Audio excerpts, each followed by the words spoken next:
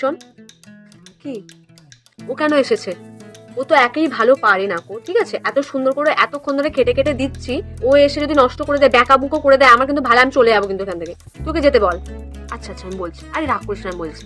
এই টুম্পা, বলছি তুই না ওই ওখানে সিকলিগুলো কর, হ্যাঁ সিকলিগুলোর ওখানে লোক নেই, তুই সিকলিগুলো কর, আলপনাটা আমরা দুজন মিলেই দেবো, ঠিক আছে? এই শোনো, তোমাদের কিন্তু দায়িত্ব দিলাম ছেলেরা, হ্যাঁ তোমরা কিন্তু এই 3টে স্কুলে ইনভিটেশন কার্ডটা দেবে, আর অন্য কোনো স্যারকে দেবে না, ডাইরেক্ট হেড স্যার বা হেড ম্যাডামের রুমে যাবে, ঠিক আছে? অন্য আদার্স কোনো স্যারের হাতে দেবে না কার্ডটা, আর বলে আসবে যে আসবেন স্যার, ঠিক আছে? আর মেয়েরা, যত এক্স স্টুডেন্ট আছে সবার কার্ড আমি দিয়ে দিয়েছি, প্রত্যেকটা এক্স স্টুডেন্টের বাড়িতে গিয়ে তোমরা নিমন্ত্রণ করে আসবে, ঠিক আছে? কার্ডটা দিয়ে আসবে, ঠিক করে যাবে, আর টাইম মতন স্কুলেই ফিরবে, ডাইরেক্ট বাড়ি চলে যেও না আবার, জানো? ঠিক আছে? ঠিক আছে, যাও তোমরা, সাবধানে যেও। এই শোন না, কালকে আমরা সবাই হলুদ শাড়ি পরবো, ঠিক আছে?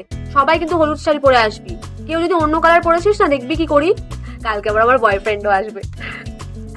শোন না, আমি বলেছি ওটা প্রীতির দাদা, ঠিক আছে? যদি আমার মা জিজ্ঞাসা করে তাহলে কিন্তু তোরা সবাই বলবি যে প্রীতির দাদা ওটা, ঠিক আছে?